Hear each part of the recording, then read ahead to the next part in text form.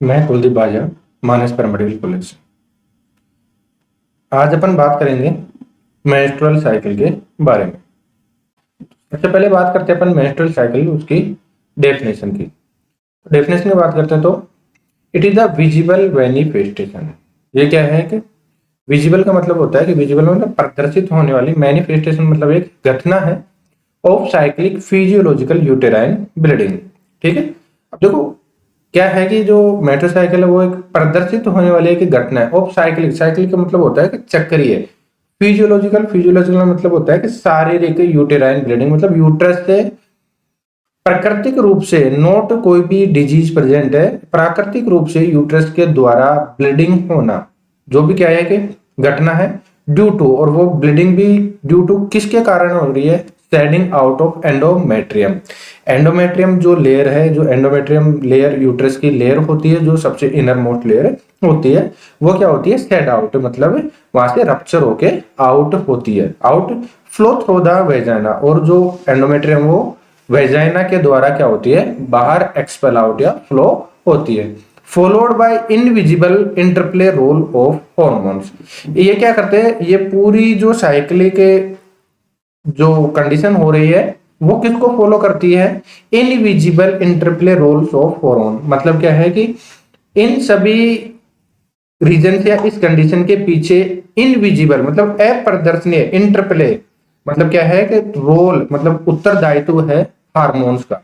ठीक है, और वो हार्मोन्स कौन कौन से होते हैं? मेनली हार्मोन्स होते हैं मेनली एचपीओ एक्सिस।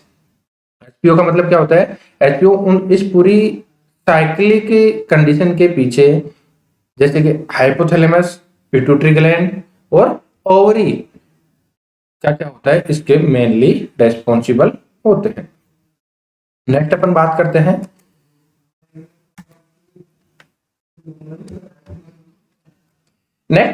हैं मेट्रोसाइकिल से रिलेटेड कुछ पॉइंट्स के बारे में। ठीक है, जैसे कि 13 ईयर एज ऑफ मीनार्की। सबसे पहले बात करते हैं अपन मीनार्की की। मीनार्की की जो होती है, जो फर्स्ट मेट्रोसाइकिल प्रेजेंट होती है फीमेल के अंदर, उस कंडीशन को बोलते हैं मीनार्की, जो कि 13 ईयर्स ऑफ एज में क्या होती है? प्रेजेंट होती है। ठीक है, अब एक नॉर्मल जो मेट्रोसाइकिल रिपीट होती है 28 डेज पे मेट्रोसाइकिल रिपीट होती है। और मेट्रोसाइकिल की जो रेंज में बात करें, मतलब इसके मेट्रोसाइकिल का एक साइकिलिक या एक चक्कर की बात करें, तो वह 21 डेज टू 35 डेज पे क्या होती है? वो रिपीट होती है। मतलब रेंज में बात करें तो 21 डेज पे भी रिपीट हो सकती है और 35 डेज पे भी रिपीट हो सकती है। और अगर एवरेज में बात करें तो 28 डेज पे क्या होती है? वो रिपीट होती है। ठीक है, अब एक नॉर्मली मेट्रोसाइकिल के दौरान अपन ब्लड लॉस की बात करें तो 20 टू 80 ml पर मेंसेज पे क्या होता है? ब्लड लॉस होता है। ठीक है, और अगर इसी ब्लड लॉस के एवरेज में बात करें तो 35 ml पर मेंसेज के हिसाब से क्या होता है? ब्लड लॉस होता है। ठीक है, मेट्रोसाइकिल के दौरान ब्लीडिंग जो फेज होती है 1 टू 5 डेज की होती है। जो ब्लीडिंग ड्यूरेशन है, मतलब जो ब्लड लॉस होता है या ब्लड एक्सपेल आउट होता है, उसका जो ड्यूरेशन होता है वो कितने दिन का होता है? 2 टू 7 डेज। मतलब मेट्रोसाइकिल के दौरान 2 से 7 दिन के अंतराल तक क्या होता है? ब्लड लॉस होता है। मिनिमम 2 दिन का ब्लीडिंग ड्यूरेशन भी हो सकता है और मैक्सिमम 7 डेज का भी क्या हो सकता है? ब्लड ड्यूरेशन हो सकता है। ठीक है, नेक्स्ट बात करते हैं अपन। देखो ये क्या है? एक चक्रीय घटना है। इस डायग्राम से माध्यम से अपन समझना चाहेंगे कि मेट्रोसाइकिल के दौरान क्या क्या होते हैं। अब इस ये देखो, मेट्रोसाइकिल 4 फेज के अंदर कंप्लीट होती है। पहला फेज होता है मेट्रल फेज, सेकंड फेज होता है फोलिकुलर फेज, जिसके अंदर फोलिकल्स क्या होते हैं? डोमिनेंट होते हैं। थर्ड फेज होता है ओवुलेशन, ओवुलेशन जिसके अंदर ओवम का फॉर्मेशन होता है या फोलिकल से क्या होते हैं? रप्चर होके ओवम रिलीज होता है। ठीक है, उसको क्या बोलते हैं? ओवुलेशन फेज बोलते हैं। ठीक है, नेक्स्ट है फिर ल्यूटियल फेज। तो इन 4 फेज के दौरान या इन 4 फेज के अंतर्गत एक मेट्रो साइकिल कंप्लीट होती है। और इन 4 फेज को कंप्लीट होने में 20 एवरेज में 28 डेज क्या हो जाता है? कंप्लीट लगते हैं। ठीक है, नेक्स्ट बात करते हैं अपन किसकी?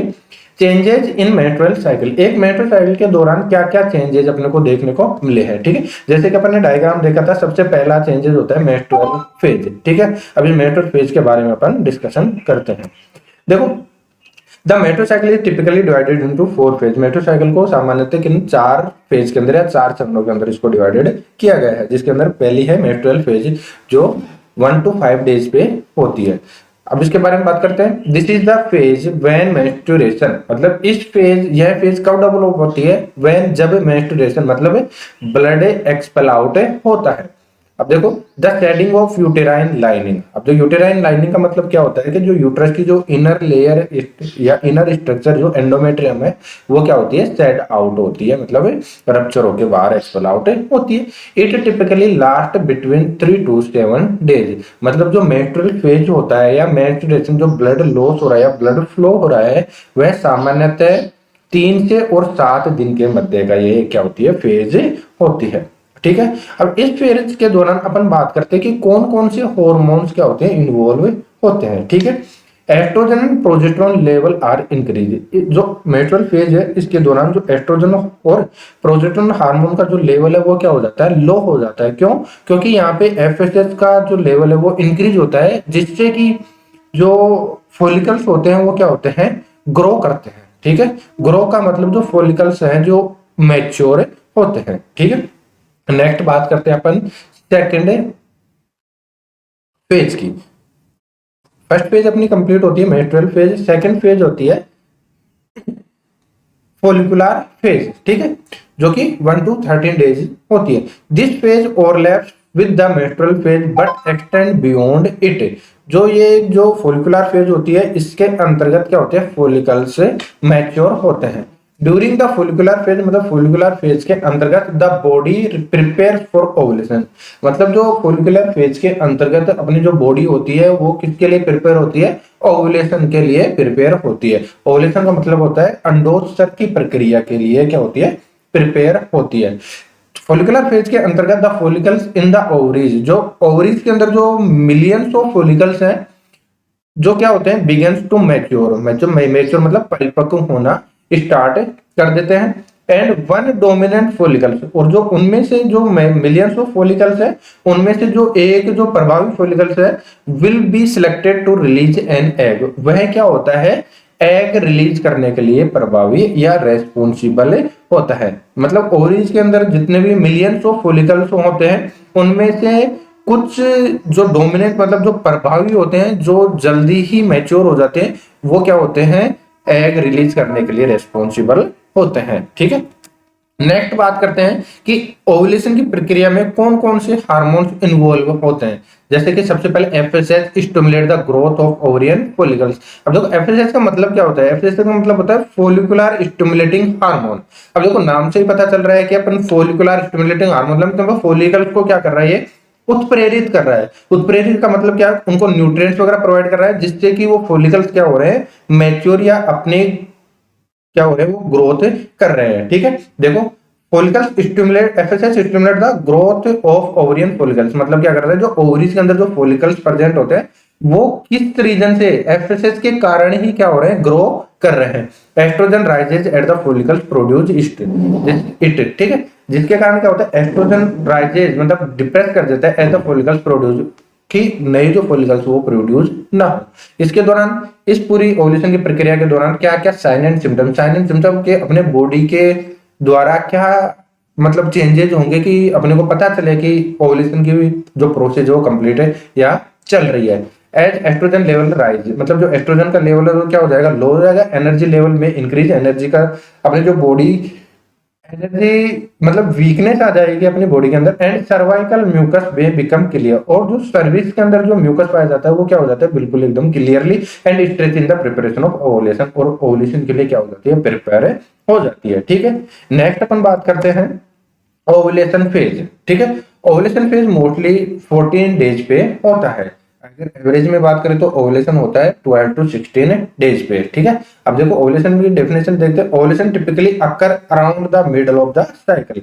इसका मतलब ये है कि जो ओवुलेशन होता है वो अकर डेवलप होता है around the middle of the cycle, जो मेट्रो साइकिल होता है उसके मध्य मिड डेज के अंदर क्या होता है, ओवुलेशन होता है। जैसे अपन ने भी बात किया कि मेट्रो साइकिल का ड्यूरेशन कितना है, 28 डेज का, तो उसके अकॉर्डिंग मिड मिड का क्या हुआ, 28 डेज का मिड क्या है, 14 डेज, तो 14 डेज पे क्या होगा, ये ओवुलेशन होगा। ठीक है। नेक्स्ट बात करता है the mature egg is release from the dominant follicles. अब जो फॉलिकल्स क्या हो रहे थे, डोमिनेट ग्रो कर रहे थे, फास्ट कर रहे थे, उनसे क्या होगा, एक मैच्योर एक परिपक्व एग क्या होगा, रिलीज होगा इन द ओवरी, ओवरी के अंदर, and move into the fallopian tube, और वह क्या करेगा, आगे फैलोपियन ट्यूब के अंदर क्या क्या होगा, ट्रेवल करे होगा, where it may be fertilise, और वह उस फैलोपियन ट्यूब में फर्टिलाइज मतलब निषेचित हो सकता है। वेयर इसका मतलब ये है कि where it may be fertilise, जहां फैलोपियन ट्यूब में जो एग रिलीज हुआ है वह मतलब क्या निषेचित भी हो सकता है। नेक्स्ट है हार्मोन इन्वॉल्व, मतलब ओवुलेशन की प्रक्रिया के दौरान कौन कौन से हार्मोन इन्वॉल्व मतलब इन्वॉल्व होते हैं।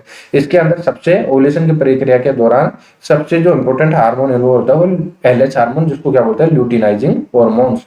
ठीक है। नेक्स्ट है sign and symptoms, increase cervical mucus, cervix के अंदर म्यूकस क्या हो जाता है, इंक्रीज, लेवल इंक्रीज हो जाता है। हार्टनिंग सेंस ऑफ स्मेल, जो स्मेल अपने को जो सूंघने की जो दुर्गंध की होती है उसके जो सेंस है वो क्या हो जाते हैं, कम हो जाते हैं। माइल्ड पेल्विक पेन, जो अपने जो पेल्विक रीजन होता है, पेल्विक रीजन का मतलब जहां पे अपने फीमेल रिप्रोडक्टिव ऑर्गन या मेल रिप्रोडक्टिव ऑर्गन्स प्रेजेंट होते हैं, उस कैविटी को क्या बोलते हैं, पेल्विक कैविटी बोलते हैं। तो उसके अंदर माइल्ड मतलब क्या होता है, कम में थोड़ा सा के लाइटली पेन क्या हो जाता है, स्टार्ट होता है।